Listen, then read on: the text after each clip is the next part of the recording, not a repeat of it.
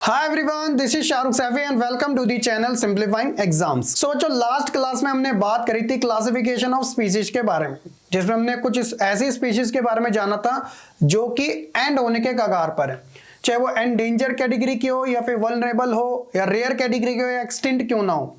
तो सवाल सबसे बड़ा ये है कि इनके पीछे का जो रिस्पॉन्सिबल है वो कौन है।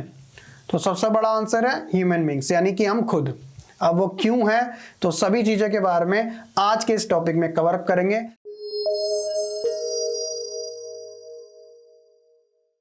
सो बच्चों, हमारा टॉपिक है causes of depletion of the flora and fauna. तो क्या क्या बात की गई है? Human beings transform nature into a resource obtaining directly and indirectly from the forest and wild life which depleted our forest and wild life. Example के तौर पे चाहे वो wood, barks, leaves, rubber, medicine, dyes, food, fuel, fodder, manure, ये सभी ऐसी चीजें हैं जो कि ह्यूमंस क्या करता है, डेवलपमेंट के नाम से नेचर के अंदर इंटरफेयर करके कहीं ना कहीं फॉरेस्ट को भी और वाइल्ड लाइफ को भी खराब करता जा रहा है, यानी कि उनको एक्सप्लॉइट करता जा रहा है ना। The greatest damage infected of the Indian forest वो कब हुआ था? जब जो ब्रिटिशर थे वो यहाँ पे हमारे पर रूल कर रहे थे, जब हम उनकी कॉलोनी थे, उस टाइम ज्यादा हुआ था। उन्होंने क्या किया था? उन्होंने भी बहुत सारी चीजें की थी, जैसे कि expansion of railway, agriculture, commercial and scientific forestry and mining activities. हालांकि उन्होंने अपने प्रॉफिट के लिए ज्यादा करी थी, लेकिन अक्सर ये कहा जाता है कि अंग्रेजों ने भारत में भी ऐसे बहुत सारे डेवलपमेंट से रिलेटेड चीजें करी थी, लेकिन पीछे उनके मंशा यही थी कि वो अपना डेवलपमेंट ज्यादा करना चाह रहे हैं ना। सो ये चीजें होगी, और ये चीजें अभी रुकी नहीं थी, आफ्टर इंडिपेंडेंस भी हमें देखने को मिली थी। जैसे कल्टीवेशन के बिहाफ पर अगर हम बात करें, बिटवीन 1951 से लेकर 1980 तक फॉरेस्ट सर्वे के अकॉर्डिंग इंडिया में 26,200 square kilometre forest area was converted into agriculture land all over the India. मतलब फॉरेस्ट एरिया को हमने एक तरीके से कल्टीवेशन के लिए एग्रीकल्चर लैंड बना दिया कि उसके ऊपर हम खेती कर सकें। ऊपर से substantial parts of tribal belts की अगर बात करें, या फिर specially in the north eastern या फिर सेंट्रल इंडिया, यहां पर हमें और भी ज्यादा देखने को मिल रहा है, हैव बीन डिफॉरेस्टेड और degraded by shifting cultivation are types of slash and burn. अब सवाल यहां पर ये आता है, ये शिफ्टिंग कल्टीवेशन क्या होती है जिसके अंदर स्लैश और बर्न की बात की जा रही है?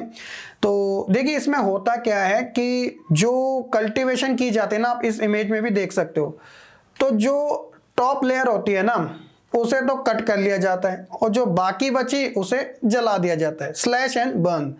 इसकी वजह से जो लैंड है ना वो भी डिग्रेड होता है, खराब हो जाता है, और इसे हिंदी में झूम खेती के नाम से भी जाना जाता है। एक चैप्टर आएगा एग्रीकल्चर वाला, उसके अंदर आप इसके बारे में और अच्छे तरीके से भी जानोगे। तो कहीं ना कहीं ये सारे कॉजेज है जिसकी वजह से हम अपने फॉरेस्ट और वाइल्ड लाइफ को खराब करते जा रहे हैं।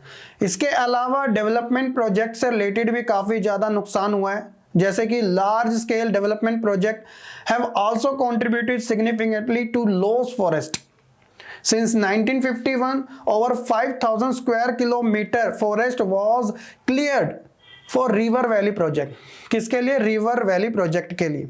Clearing of forest is still counting with the project। जैसे कि अभी भी ये काम चल ही रहा है, नर्मदा सागर प्रोजेक्ट जो कि मध्य प्रदेश में यहाँ पे ये कंटिन्यू है, जहाँ पे आप कह सकते हो कि 40,000 हेक्टेयर ऑफ फॉरेस्ट एक तरीके से हटाए जा रहे हैं ना।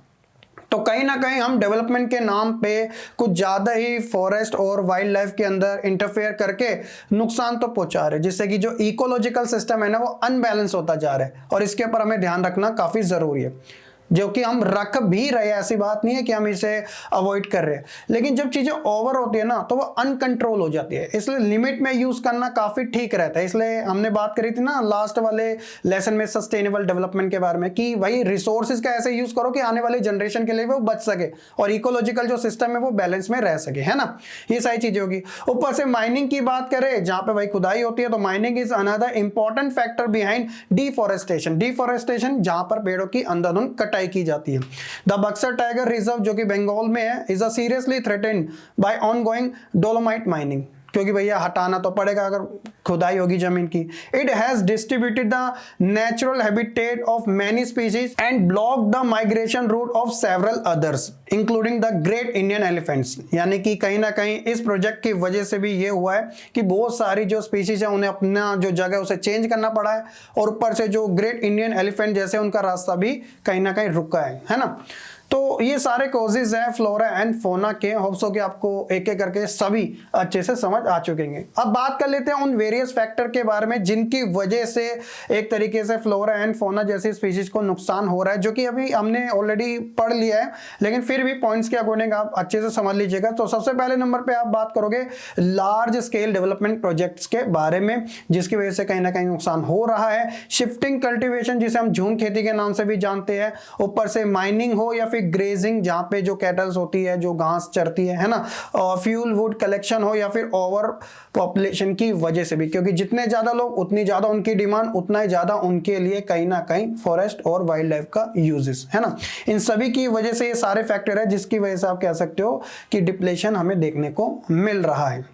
ऊपर से अगर बात की जाए factor responsible for decline in India biodiversity, तो वो कौन कौन से हैं, चाहे वो हैबिटेट डिस्ट्रक्शन हो, हंटिंग हो, पोचिंग हो, ओवर एक्सप्लॉइटेशन हो, या फिर एनवायरमेंटल पोल्यूशन हो, पॉइजनिंग हो, या फिर फॉरेस्ट फायर्स हो, जिसकी वजह से जो इंडिया की जो बायोडायवर्सिटी है ना वो खराब होती जा रही है या फिर डिक्लाइन होती जा रही है, जो कि हमारे लिए एक बड़ा आप कह सकते हो इशू भी है, जिसके ऊपर एक तरीके से बात रखनी चाहिए, काम करना चाहिए और उसे कंजर्व रखना भी जरूरी है। ठीक है, तो ये तो सारी चीजें हो गई। अब हमने सारे परेशानियों के बारे में बात कर ली। सवाल यहां पर आता है क्या इनके लिए हम कोई स्टेप भी ले रहे हैं इनके सॉल्यूशन के लिए, इनको कंजर्व रखने के लिए? तो जी हाँ, लिया जा रहा है, ऐसी बात नहीं है।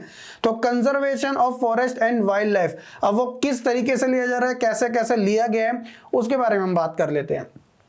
तो देखिए बच्चों, conservation preserve the ecological diversity and our life support system. तो एक तरीके से कंजर्वेशन क्या करता है, जो इकोलॉजिकल डाइवर्सिटी है उसे बनाए रखता है, और ऊपर से जो ह्यूमन लाइफ है उसे भी स्टेबल रखता है, जिसके अंदर वही वाटर हो, एयर हो, सॉइल हो, एग्रीकल्चर हो, ये सारी चीजें मेंटेन रहती है। इसलिए कंजर्वेशन ऐसी थोड़ी जरूरी माना जाता है।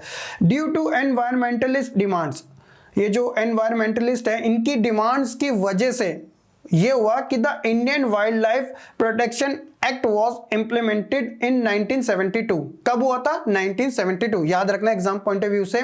With various provision for protecting habitat, जिसके अंदर बात की गई थी एक तरीके से प्रोटेक्ट करने की, कि वो अच्छे तरीके से सही रह सके। अब वो कौन कौन से थे देखिए।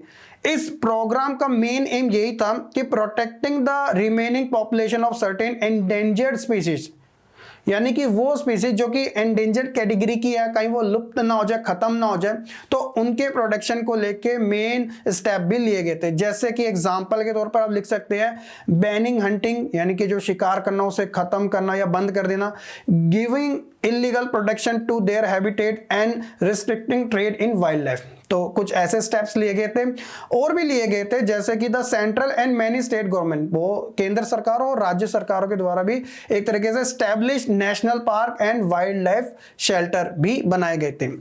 ऊपर से जो सेंट्रल गवर्नमेंट है also announced several project for protecting species animal which were Gravely threatened, यानी कि ऐसे कुछ प्रोजेक्ट भी बनाए गए थे जिसमें कुछ स्पीशीज को लेकर बात की गई थी कि इन्हें सेव रखना जरूरी है, जिसमें टाइगर सेव द टाइगर, आपने प्रोजेक्ट का नाम सुना होगा, द वन ऑनर्ड राइनोसोर यानी एक सिंग वाला राइनोसोर, और कश्मीरी टैग जैसे एनिमल शामिल है। आप क्रोकोडाइल भी इंक्लूड कर सकते हो, 3 टाइप्स के, जो कि फ्रेश वाटर, सॉल्ट वाटर और घड़ियाल टाइप के, है ना।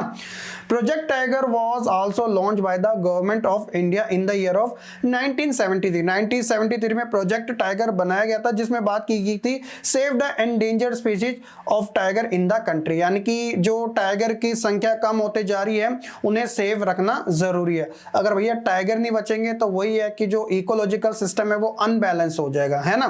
तो इसलिए भैया जंगल एक तरीके से अच्छा रखना भी जरूरी है। तो ये प्रोजेक्ट टाइगर क्या था उसके बारे में छोटी सी जानकारी आप समझ लीजिएगा। Tiger is one of the key wildlife species in the faunal web. तो देखो ऐसी थोड़ी शेर को जंगल का राजा कहा जाता है। तो 1973 में the authority realize that the tiger population had एक तरीके से divine to 1800 27 from estimated 55,000 at the turn of the century. यानी कि 55,000 से करते करते ये कितने पे आ गई, मात्र 1,827। यानी कि जहां 55,000 टाइगर थे, अब उनकी जो संख्या है वो कितनी कम हो गई है। तो ऐसी सिचुएशन में आप कह सकते हो कि इनको सेफ रखने की बात की गई थी। The major threat to tiger population are numerous such as a poaching of for trade. और इसकी संख्या क्यों कम हो रही है, क्योंकि जो लोग हैं वो ट्रेड के लिए, श्रिंकिंग हैबिटेट के लिए, depletion of prey based species या फिर ग्रोइंग ह्यूमन पॉपुलेशन, इन सभी का एक रीजन माना गया था जिसकी वजह से कहीं ना कहीं जो टाइगर है उनको नुकसान हो रहा था और जो उनकी संख्या वो कम होती जा रही थी, है ना।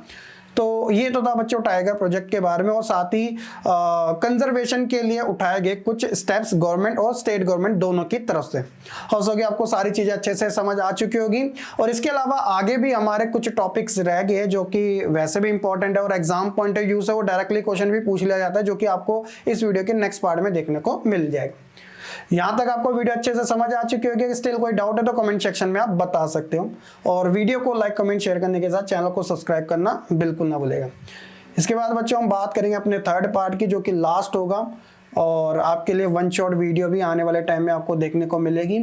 सो ऐसे ही बने रहिएगा और मिलते हैं अपनी नेक्स्ट वीडियो में। तब तक के लिए से बच्चे खुश रहे, पढ़ते रहे और ऐसे ही आगे बढ़ते रहें।